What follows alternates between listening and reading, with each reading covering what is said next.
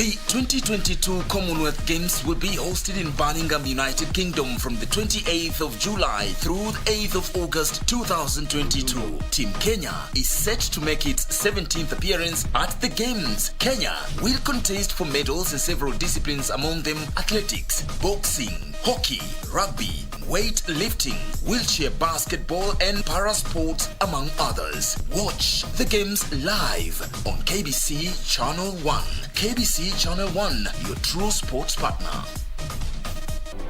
Do you have a news story to share with KBC?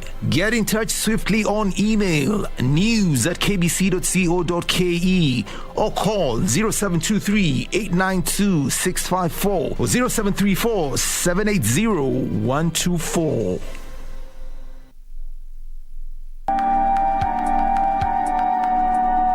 Pitu ndo mekwamba unipigie simu niombe msamaha. Forget I called. Shida gani kukataza kwenda kwa Christine usikiagi? Ona bala sasa. Kuna mtu anakuanga side yangu kwa hii family. Ukijana anatumia Jane vibaya sana. You know, sometimes love can be blinding. Unaweza ongea na yeye? Mimi na Jane, You know, I've always wanted a white wedding. are you even sure you love him? What do you know about marriage na yako hata haiendi vizuri? Oh, Jane, you really don't know me. Huyu msichana vile ni bad news. Si unajua familia yao vizuri ama mwasahau? Najaribu kumuelewa kakake. Nini nilikufanya ukoleka na dada? Ulikuwa unampenda? Bado ninampenda. Sijaiacha kupenda babako. Na unampendea nini? Usinisumbulie mtoto, niko na mmoja, mimi sina watoto wengine nje. Wewe ni mtu mzima sasa.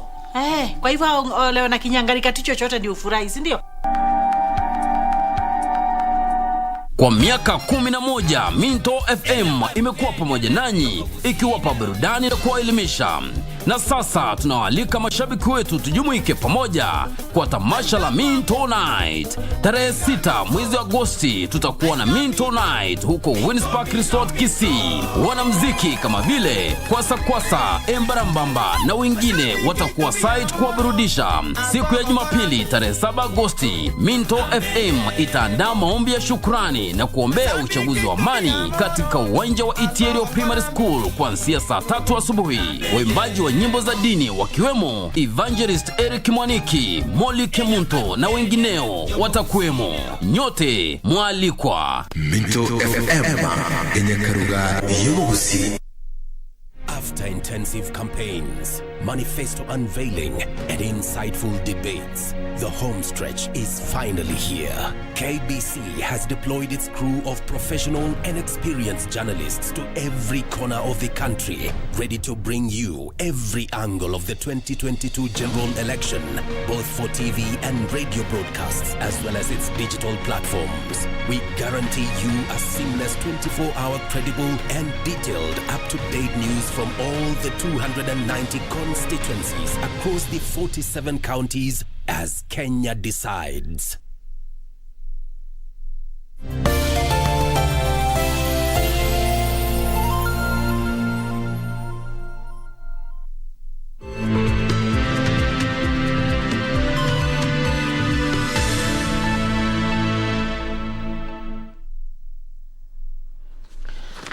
Welcome to the Lunchtime News, the very edition of Kenya Decides. Let's just look at the stories making headlines this afternoon. Busia Deputy Governor Moses Mulomi's running mate Tom Ipomai has distanced himself from supporting the candidature of Kenya Kwanza Busia gubernatorial candidate Sako Bunyasi ahead of Tuesday's polls.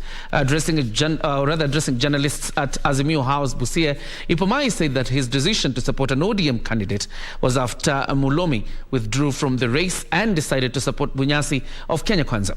The two who were running on Democratic Action Party DAP Kenya ticket went separate ways, with Mulomi supporting Bunyasi, while Ipomai threw his weight behind Azimio flag bearer Dr. Paul Nyongesa Otuoma. The move by Dr. Moses Mulomi was a personal one, and as I think you know, he probably has for a long time not been focusing on his campaigns but trying to cut a deal with the opponents. And I'm a bit disappointed, completely disappointed, and totally disappointed by his move because he never consulted me. And again, just to reiterate, I was working hard campaigning for the ticket, but my boss never campaigned even once. Hakika hapa Busia naweza kuhakikishia baba ambaye atakuwa rais wetu wa 5 wa Jamhuri ya Kenya ya kwamba sisi tutampa viti vingi sana katika County Assembly na hata viti vingi katika bunge la kitaifa.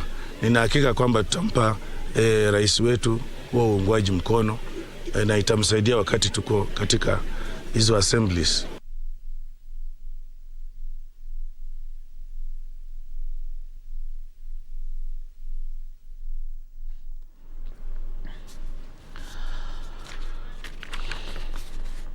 Well, tonight in the election calendar, today is a very, very big day for the presidential candidates as well as anybody seeking an elective seat today, because it's the final day of campaigns. We're focusing on the 4 presidential candidates. We have the leading contenders, Raila Odinga of Azimio in Kasarani, as well as William Ruto, the deputy president in Nyayo National Stadium. Right about now, we link up with Irene Chuma Udim, who is on standby at the Nyayo National Stadium. Irene, good afternoon. Kindly bring us up to speed with what is happening in Nyayo. Of the brigade to Dagoretti South and parts of Kiambu, and also hold radio stations.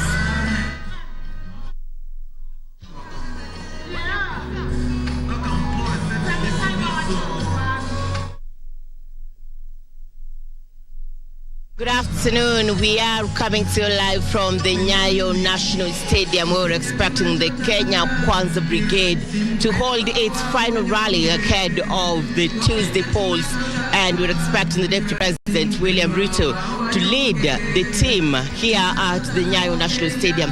But before he makes his way here, he's expected in a number of parts in the central parts of Kenya. These include Suswa, where is expected to make a Suswa declaration. He will also be in Mahimayu, and parts of the brigade will be holding several interviews in vernacular radio stations, probably because this is the last day. According to the Constitution, the political leaders aspiring to be elected are supposed to conclude their campaigns 2 days to a general election. And this afternoon, this is the mood at the Nyayo National Stadium. The colors here are evidently yellow. These as supporters of the United Democratic Party and its allied parties have made their way here in numbers. And we were able to talk to a number of the supporters and also a lot of legislators who said they're expecting the Deputy President, William Ruto, to emphasize on the manifesto and also to give them reasons why they should give him the opportunity to be the next president. There is the issue of housing, which they're expecting the Deputy President to address. There is also the issue of garbage collection, especially for the city residents. They said they are tired of the menace, the littering of garbage all over, with poor collection services being offered in the city. They're also talking about housing. They said they're having poor housing situations in the city, and they want this addressed by the Deputy President.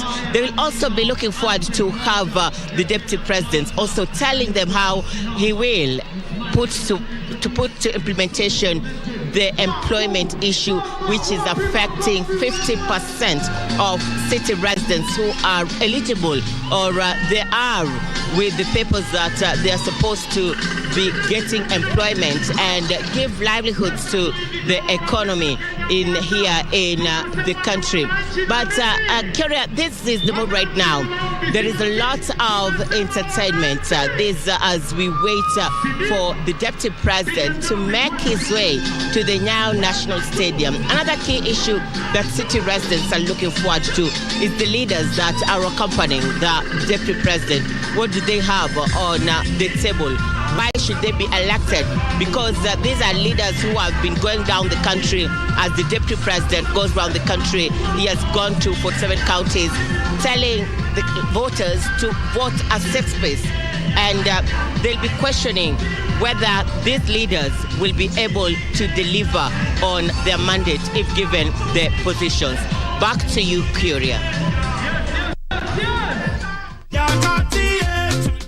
Thank you very much, Irene Chuma Odimo, and of course Beatrice Gatonye, who were at the Nyayo National Stadium for the Kenya Kwanza final rally at the Nyayo National Stadium. In a bit, we'll be linking up with Richard Munga and Nancy Okware, who are also on standby at the Kasarani Stadium for the Azimio final rally. But right about now, let's head over to Kisumu County. And Kisumu is bursting of life, obviously 2 days ahead of the elections. Simon Achola is on standby with what is happening in Kisumu. Achola? Well, thank you very much, John Jacob Kioria. Of course, we are coming to you live from Kisumu County, and Kisumu has been uncharacteristically peaceful or quiet, if you may wish, the entire week, of course, as we head into the next general poll that, of course, will be happening on Tuesday. And I can tell you, John Jacob Kioria, this time round, unlike in the past when we've been up and about, this time round has been largely peaceful in Kisumu, with, of course, a key message to various stakeholders who actually involved in the election being that of ensuring that everyone comes out in large numbers and actually participate in this very critical constitutional right that is voting and deciding who will be the next leader in various positions across from the county level all the way to the national level. But Kiro, I can also tell you or report that there's been security meetings after security meetings, especially from the regional bosses. Of course, this is advised by what had happened in previous elections or post previous elections, and of course given also what that advisory from the US government, of course, advising their citizens who are actually residing or working in these parts of the country to be very careful as we go towards election. And there's been security after security meetings just to ensure that everything is actually in the right perspective ahead of the next poll. And as I speak to you right now, I can actually report that there's been heightened security along the Nandi, Kisumu, and of course Kericho, Kisumu county borders. This, of course, is advised by periodic skirmishes between the two communities that reside along the borders. And of course, the police officer and of course government spokesman Cyrus Muguna yesterday addressing the media here in Kisumu, indicating that indeed they have actually done everything possible to ensure that there is a heightened security along those borders. And he was very categorical that the security and enhancement in those particular areas is not meant in any way to indicate that there might be flaring of issues or a breakout of violence in those areas as we head into the next poll. However, he says that the government is just taking precaution to ensure that indeed as we head into the poll, that indeed things are within the acceptable limits of security, so that then Kenyans along those areas can actually participate in the election come Tuesday. He also says that the police officers that have been deployed in those areas are not meant to intimidate or cajole or even coerce anyone into voting in any certain way, but just to ensure that each and every person who is actually residing in those areas is actually doing whatever they are supposed to do in a very peaceful manner. Other than that, Kioria, we have actually seen here in Kisumu County that politicians are continuing to go around the county and of course the region, convincing the locals to actually turn up in large numbers. The clarion call here being that of voting 6-piece. However, we have actually talked to a number of locals who are actually saying that they will decide independently, devoid of what party that a candidate is actually vying on. What they say will be important to them is what the said candidate can actually do for them once they are actually elected. And we're actually looking forward to seeing that happen and actually them coming out and participating in this critical exercise that is actually deciding who will be their next vote. Of course, Kioria, we will also be moving to Bondo not long from now. We understand that Kisian-Bondo Road has actually been having a number of repairs, but also critically or important to the listener and viewer is a fact that there's been a lot of excitement around Bondo. Remember, the Azimio presidential candidate Raila Amolo Odinga comes from Bondo, and the constituency, and of course his home village we've actually seen heightened excitement and activities in terms of those who are actually expecting that he will be performing much better than he did in the last or the previous polls. So of course we'll be keeping a keen eye on exactly what will be happening in those areas, so that then we can actually brief our listeners and viewers and also those who are actually following us on online platforms, so that then they can actually be abreast with actually what is happening from that region. Kioria, also here in Kisumu County, the other thing that we've actually witnessed in the past has been the issue of mass movement in terms of when we are getting towards the poll. We've seen people actually moving out of this region, especially those who have just come to actually work and do business from this region to their respective or their homes. But this time round, it's a bit calm, and everyone is actually going about their businesses. Everyone is anticipating that come Tuesday, of course, they will be participating in this poll and ensuring that indeed they cast their vote. But key message from every leader and every person who's actually spoken or actually come out and spoken about this issue of election has been the issue of ensuring that they actually come out and participate in this particular poll. No doubt, John Jacob Kioria, we will be on standby to ensure that indeed we give our viewers first-hand information of what will be happening in this region, apart from the fact that, of course, KBC has actually sent reporters across the region in Kisumu and, of course, across the country. Here in Kisumu, my colleague Weekly for Kesh will also be on standby to ensure that indeed those who are actually following us from across the country and want to know what is happening in this region, he will actually be giving them timely updates on what is happening from this region. Back to you, John Jacob Kioria. Thank you very much, Simon Achola from the Lake City of Kisumu.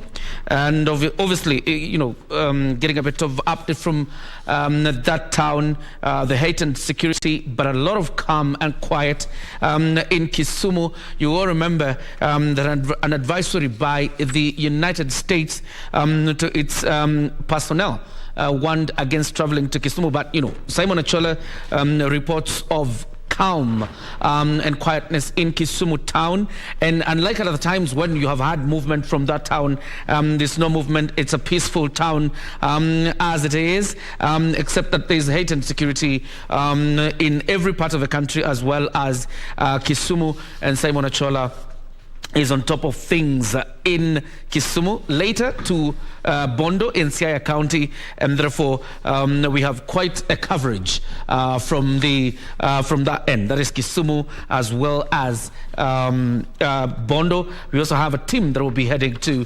Kakamega to give us, or rather to keep us abreast on what is happening there also. But now, a section of church leaders and security officers in Taita Taveta County held a peace walk in the streets of Voi town, calling on the electorate and the political class to make sure that peace prevails in all parts of the country during the election period. The group later walked to the Mombasa-Nairobi highway, where prayers were held to seek divine intervention for safety due to the recent increase in road accidents.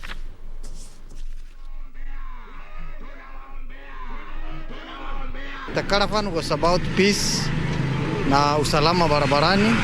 So that was about the prayer that we had in conjunction with the pastors and the members of the public.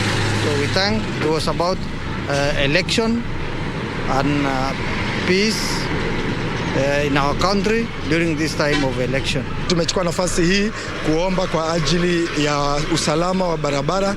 Hivi majuzi kumekuwa na ajali mbaya katika barabara zetu, na tunajua ingawa kuna sababu za human error, lakini pia tunajua kuna nguvu za giza, nguvu za mapepo ambazo zinafanya kazi katika barabara zetu. Hivyo tumesimama katika watumishi wa Mungu, kama watumishi wa Mungu, kuweza kuomba kwa ajili ya barabara zetu, wasafiri wetu, hasa wakati wa uchaguzi ambao kutakuwa na pite nyingi sana katika katika uchaguzi wetu. Umuhimu ya hii program ya leo ni kuonyesha watu, wachungaji na watu wa polisi tunafanya kazi pamoja, na tena wachungaji wako na kazi kwa jamii yetu kwa jumla, kuhakikisha kuna amani kati yetu. Sema jambo kwa hii barabara, zungumza jambo kwa hii barabara. And you remember the Kenya Kwanza deputy presidential candidate Rigathi Gachagua comes from Nyeri, and we have sent a team to Nyeri. We have Kevin Washira on standby from Nyeri, obviously to talk to residents and leaders there about their expectations in this election and the preparedness of the IEBC to conduct a free and fair as well as a credible election. Kevin Washira now joins us live from Nyeri. Kevin? We are coming to you live from county number 19. This is Nyeri County at the footsteps of Mount Kenya. Now, here in Nyeri County, we have a population of about 790,000 people, and registered voters are about 480,000 people. These are the voters who will be participating in the general election for Tuesday next week. And now here joining me is the returning officer for the Nyeri County, Madam Anastasia Nduku. Now, Madam, what can you tell us about the preparations of the general election for Tuesday? We have really prepared adequately, especially in terms of materials. We've taken all the materials. All the materials actually arrived from Nairobi sometimes back, and we've managed to transport all of them to the constituencies so that the constituencies can also transport them to the polling station on Monday. So we've really done very well in as far as materials are concerned. So there is no delay. Everything is already done. Yes. So what time should the Nyeri voter turn up at the polling station to exercise her constitutional duty? The voters are expected to be at the polling station by 6. That's when the voting starts. Yes, so they can start queuing early enough before they open the stations so that they can be able to vote. Yes. And what should she or he carry with him or her so that he can participate? Voters are expected to carry their ID cards.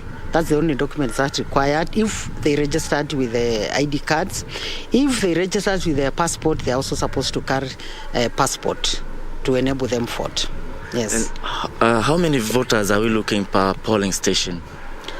We have a varied number of voters in every polling station. There are polling stations with 100, others 250, others 700, others 500. But the maximum of voters in every polling station is supposed to be 700. So beyond that, no, we don't have. Okay. Yes. So maybe you can tell us briefly about the process. What will be taking through? How will the voter get to participate? Once a voter arrives at the polling station, they are expected to go to the first desk so that they can be identified using the ID card, or if it's not the ID card, the passport that they used to register. Once they identify that they are found, they are actually identified through biometrics. First, they will produce the ID card, and then they are identified through the biometrics, whereby they put their fingerprints. Their fingerprints are taken, and then they check if they are in the KIMS. If they are not there, then they search in other ways, which is called alphanumeric. They can search using the ID card or ID card number, or even their names. But if they are found, the voter is facilitated to given the ballot paper and facilitated to go and vote. Yes. And how many ballot papers?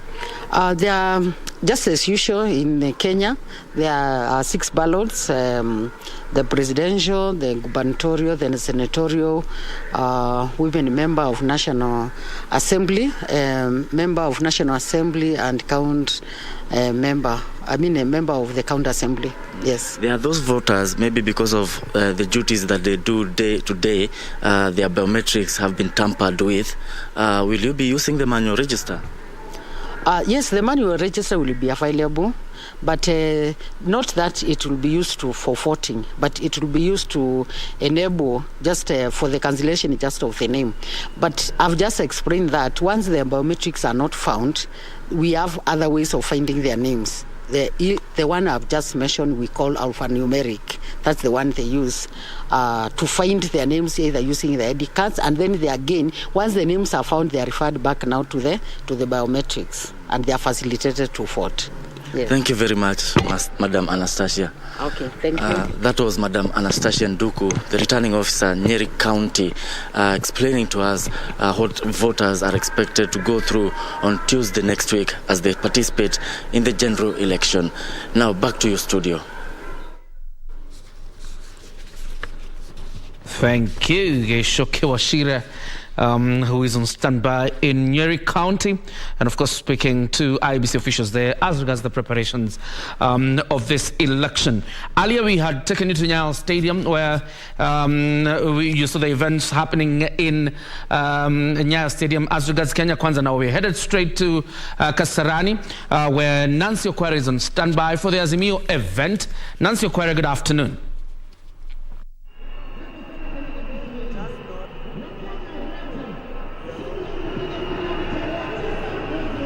Well, a very good afternoon to you, John Jacob Kioria. We are coming to you live from the Kasarani Stadium right here in Nairobi County, where the Azimio la Umoja is set to hold their final rally.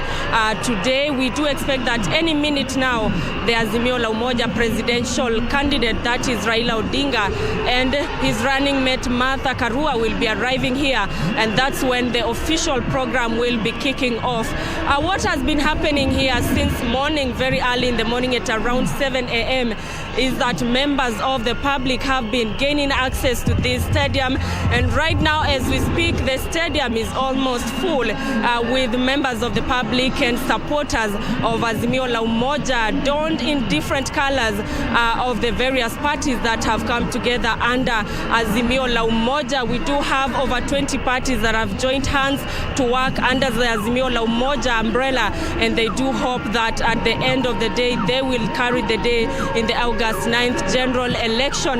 Right now, the members of the public that are already here are actually in a celebratory mood, what we would describe as charged crowds as the entertainment segment continues. They are donned in the various colors and regalia just to show their support for Azimio la Umoja, and as they eagerly wait to hear what the presidential candidate Raila Odinga will have to say to them on this last day when the campaigns will be coming to a close officially. Remember that it is a season that kicked off on the 29th of May this year, and campaigns have been ongoing in the country with the various leaders, going to various parts of the country, selling their agenda and their manifesto to the electorate. They have been campaigning for a period of 2 months, and today this final rally under Azimio la Umoja has been dubbed the Firimbi Festival, and we do expect that when the presidential candidate for Azimio la Umoja, that is Raila Odinga, makes his way here, he's going to try and consolidate the numbers just 2 days to the general election. We will continue keeping tabs on what is happening here, and remember that as soon as the candidate arrives, we are going to be giving our viewers live updates from here, right here from Kasarani. My name is Nancy Okwara, and for now I'd like to hand it back to you, John Jacob Kioria at the Broadcasting House. Thank you, Nancy Okwara. That's what is happening at the Kasarani Stadium, where the Azimio event is happening. That's the final rally for the Azimio la Umoja One Kenya Coalition Party, and then the Kenya Kwanza Coalition also Alliance holding the rally at the Nyayo National Stadium. Let's cross over now to Mombasa, where our reporter Anburu is also on standby to give us a feel about the mood in Mombasa 2 days to the election. Anburu, good afternoon. It is indeed a good afternoon to you, to John Jacob Kioria back at Broadcasting House, and you're coming live to you from the Kenya Medical Training College here at Portrees in Mombasa County. And as you can see behind me, the election preparedness is ongoing. We have the polling clerks that are right now undergoing training for the 2 days. They had the training yesterday and today that is ongoing. And as you all know that Mombasa County has 641,000 voters. And as we wait for the D-Day, that is in less than 3 days, we will be practicing our constitutional right of voting. And right now I will be joined by the county returning officer Swalhia Ibrahim, who's just going to give us an overview of what exactly it is that they have done and they continue to do ahead of the election date on the 9th of August. Karibu sana, Madam Swalhia. You can start by beginning by telling us how prepared you are for the elections on 9th. Thank you very much. I'm Swalha Ibrahim Yusuf, the county returning officer, Mombasa County. Actually, as we approach the D-Day, that is 9th, we've undertaken trainings for the deputy presiding officers. We are on with the clerks training. This is Changamwe. The clerks are on with their training. In terms of logistics, we've received all our materials. We've also dispatched the materials to every constituency tallying center. Actually, we are prepared and very ready for the election. Mombasa County has 6 constituencies, 30 wards. It has 641,000 registered voters, 1,041 polling stations, and 4 prisons. That makes it 1,045 polling stations. Earlier this week, you had a meeting with the security authorities. Maybe how far is it with the security this election? In terms of security, we are ahead of our plans. We are supposed to have 2 security officers in every polling station. We are also supposed to have a good number of security officers at the tallying center. In Mombasa, we have also deployed the GSU, especially in areas that are deemed as hotspots. This is to ensure that there is adequate security so that our people can go out peacefully, vote for their preferred candidates come 9th. So in terms of security, we are well prepared, and the security team has taken good care of the polling stations and the tallying centers and all the areas that are deemed as hotspots within the county. What do you expect from the voters this time? You really expect that the voters will come out in large numbers, vote in large numbers for their preferred candidates, so that this is good because they will exercise their democratic right. They will be able to vote for their preferred candidates, and it will be a good gesture to ensure that these voters they are well represented by the people that they want. So I really hope and wish, and I really urge the people of Mombasa County, the registered voters, to come out in large numbers, walk to the polling stations where they registered as as voters, with their original IDs or valid passport, that which they used to register as a voter, so that they can vote on 9th this month. We have different agents from different candidates. Maybe what advice would you give them, and also give the advice to the candidates who are vying for the seats this election? We have different categories of agents. We have agents at the tallying centers and at the polling stations. We have trained the agents. We have accredited them. They know what they are expected to do at the polling stations, and we have talked to them on how to ensure that the process is successful without any interference. So they are well trained, and we expect them to ensure that the same is done at the polling stations, because before they got accredited, they had to be trained, and once they go to the polling stations, they know what they're expected to do. These agents will be allowed the polling stations with their original identity document, that is the identity card, their original oath of secrecy, their original appointment letter, and the badges that have been given to them by IEBC. Yes. For the voter to be able to cast their vote, maybe what is expected of them? The voters who registered in Mombasa County are expected to use their national identity card or valid passport, that which they use to register as voters in their polling stations, so that they can go vote. The polling stations will be opened from 6 a.m. and will be closed at 5 p.m. So we expect the voters to walk to the stations with one of the two documents that they use to register, so that they can be able to vote. You know that there are changes of the tallying center. Maybe you could tell us about that. We had 3 tallying centers that were changed. The county tallying center was changed from Bandari to Kenya School of Government, Mombasa. Changamwe constituency tallying center, it was changed from KMTC to St. Mary's Catholic Community Church, and Likoni constituency tallying center was changed from Tongwe Primary to YWCA Likoni.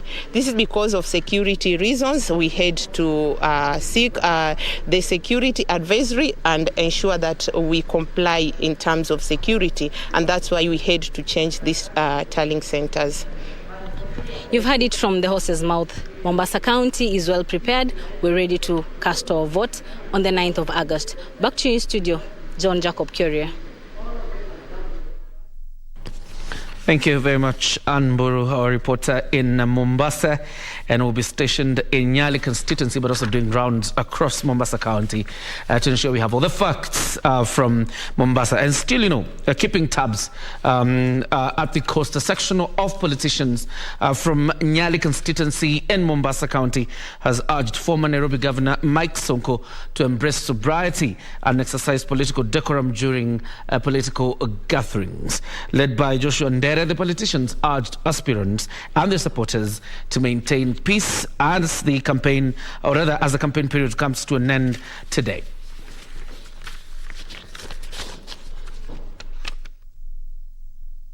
Kwa hivyo sisi tuwa emphasize na tuwazidi kuambia wana Mombasa, tuzidi kuwa na amani, tuzidi kupendana.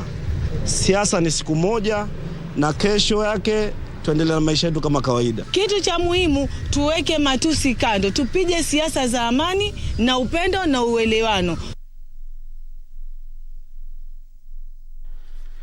And now the Nairobi Azimio chairperson, Tim Wanyonyi, has appealed to residents of Nairobi to throw their weight behind Raila Odinga's presidential bid in the Tuesday presidential election. Wanyonyi, who met Kalenjin community, or the Kalenjin community living in Nairobi, said that Odinga was the best place to succeed President Uhuru Kenyatta and accomplish all remaining projects.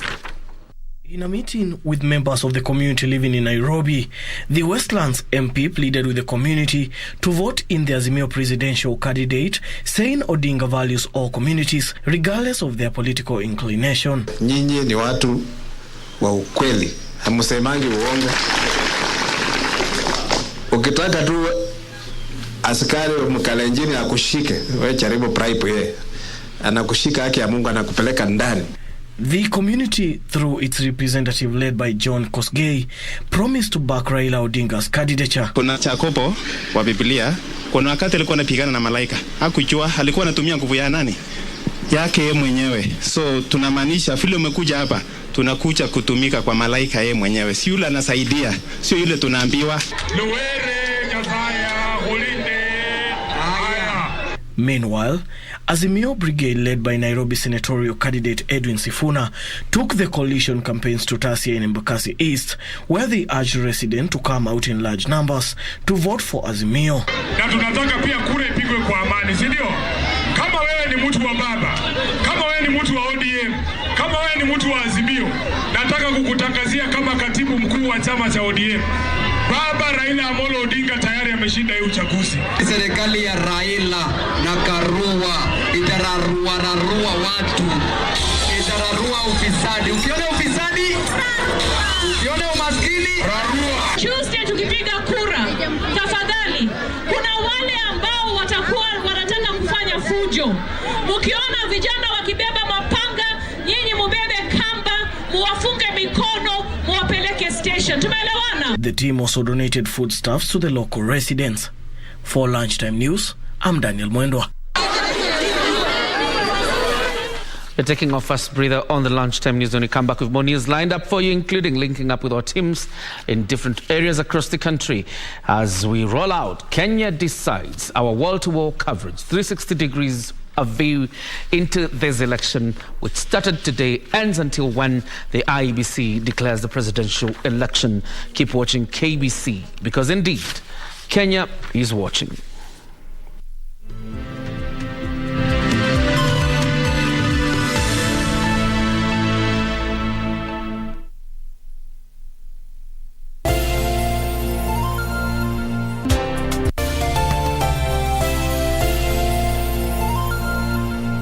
Intensive campaigns, manifesto unveiling, and insightful debates, the home stretch is finally here. KBC has deployed its crew of professional and experienced journalists to every corner of the country, ready to bring you every angle of the 2022 general election, both for TV and radio broadcasts, as well as its digital platforms. We guarantee you a seamless 24-hour credible and detailed up-to-date news from all the 290 constituencies across the 47 counties as Kenya decides.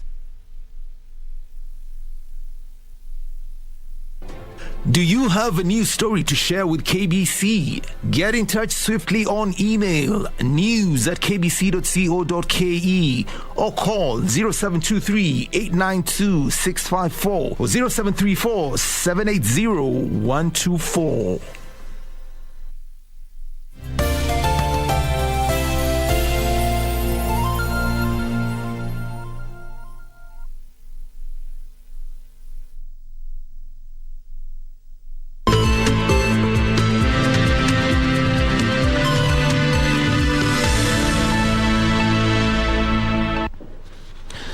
Welcome back. You're watching the Lunchtime News on this edition of Kenya Decides. And in Isiolo, a number of leaders in the county have been summoned by security agencies over claims of hate speech and planning to disrupt the August 9th polls. The leaders accused of being part of a campaign to block a section of Kenyans from exercising their democratic right by creating fear. A number of leaders in Isiolo County have recorded statements with the DCI of claims of hate speech and a scheme to create fear among voters in the area. Isiolo County Commissioner Geoffrey Omoding warning that all the candidates in the county must commit to peace and they will be accountable for their actions during and after the elections. Na wakikuja wataandikisha ile political decency and peace charters so that we bind ourselves for a peaceful election.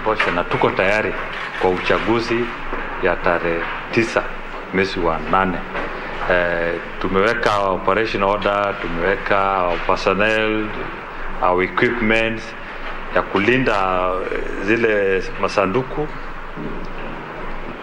za uchaguzi, kulinda uchaguzi huo na vile vile kulinda wananchi wa Isiolo wale wako ndani ya Isiolo wakati ya uchaguzi na wale pia wakati uchaguzi unaendelea dhidi ya uchokozi ama wizi ya mifugo ambayo uanga inatendeka wakati ya uchaguzi. He further dismissed allegations made by one of the candidates over the voter registry of 308 non-members in one of the polling stations that evoked reactions from fellow aspirants. Omoding said that the said polling station was established legally in accordance with IEBC regulations that a polling station should not exceed 700 voters. Grace Baliba for Lunchtime News.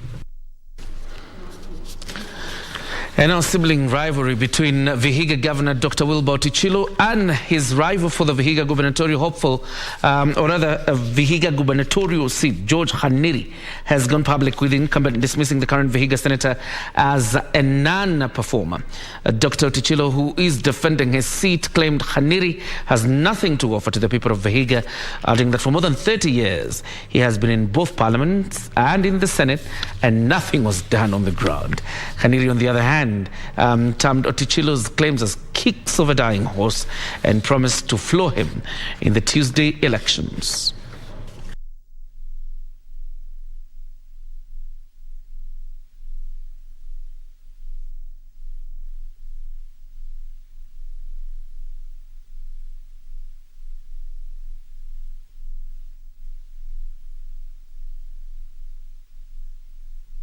Sere msidanganywe. Kama huwezi fanya chochote kwa miaka 35, utafanya chochote kwa miaka 5?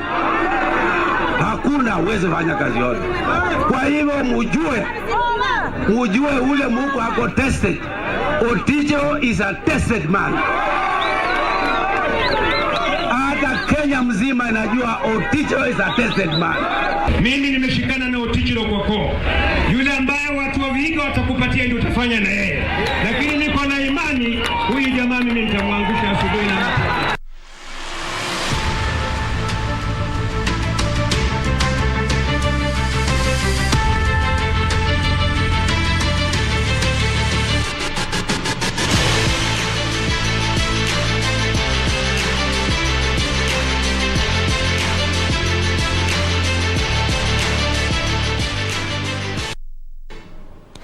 Let's do some sports now. And Kenya has reclaimed its 3,000 meter steeplechase Commonwealth Games title after Jacqueline Chepkoech clocked 9 minutes and 15 seconds to emerge victorious in Birmingham, United Kingdom. Chepkoech, who was the sole Kenya representative in the finals, defeated Elizabeth Bird of Great Britain and Uganda's Olympic champion Perot Chemtai to the second and third positions, respectively. Our reporter Isaac Lemoka has the details from Birmingham. Chepkoech, the 2021 under-20 gold medalist, beat stiff competition from Elizabeth Bird of England and Peruth Chemutai of Uganda and Australian Ami Kashin to break the game's record in a time of 9 minutes, 15.68 seconds. Niko na furaha sana siku ya leo, nashukuru Mungu. Amenipea nguvu. Sikuwa natarajia naweza win, lakini kwa upendo ya Mungu alinisaidia sana. In the men's 400 meters race, Boniface Mwaresa qualified for the finals after clocking 45.85 seconds to finish second in the semis behind Uganda's Adoli Haron. Please, give me faster than 45.5, but nashukuru Mungu nimefika final. So to go next. In the women's 400 meters semi-finals, Veronica Mutua couldn't match the speed exhibited by Canada's Powell Mika and Williams Jody of England to finish last in the semis. Likewise, Hezbon Ocheng, Dan Asamba and Mike Mokamba did not meet the qualification mark to forge ahead to the finals of the men's competition. Pesi ilikuwa ngumu, haikuwa rahisi kwa sababu hata kwa hit yangu nilikuwa na defending champion ya hii tournament. So ilikuwa ni ngumu, halafu tuna gain experience by the time goes kwa sababu hata Roma haikujengwa na siku moja. Miami ilikuwa nitakuwa top 3 but at least nimekuwa 4, so acha tuone venye ranking itakuwa. Haikuwa rahisi. Nimejaribu lakini nimeshukuru tu mahali nimefika. Next time nitafanya vizuri. The last day of the Athletics Championships here at the 2022 Commonwealth Games will see Kenya hunt for gold in the 1,500 meters men and, of course, 4x100 meters that will take place on Saturday. From Birmingham, United Kingdom, my name is Isaac Lemoka. You're putting a cap on the lunchtime news. Of course, it's a goodbye for me. We'll see you tomorrow. Right about now, let me take you back to Birmingham for the 3,000 meters steeplechase final. That event is ongoing. Went out in his heats in Eugene. He's an 8:20 performer this year. John Gay of Canada, 15th in Tokyo last year. Graham Fell, the last non-Kenyan athlete to take a medal in the Commonwealth Games, apart from Kenya. That was in '86. There is Sable, Avinash Sable, 11th in the World Championships in Eugene. Good athlete, 8:12 this year. Amos Serem, the reigning World Under-20 champion in Nairobi last year, took gold. He's an 8:09 performer. He's still only 19. Jonathan Hopkins, 6th in the Commonwealth Games for Wales. Back in 2018, 8:31 this year, close to his lifetime best. There's Zach Seddon, European Under-23 champion back in 2013. Went out in his heats in Tokyo, but he was 5th in the European Championships in 2018. And Ben Buckingham completes the lineup for Australia, the 30-year-old, went out in his heats in Eugene, but he has run 8:19 this year. That's a personal best. World class used to be considered anything close to 8:20, anything under 8:20. Now times have moved on. and with plenty of athletes having broken the 8-minute barrier. I say plenty of athletes, 13 men in history have broken 8 minutes. 9 of them are Kenyan, 10 of them Kenyan born.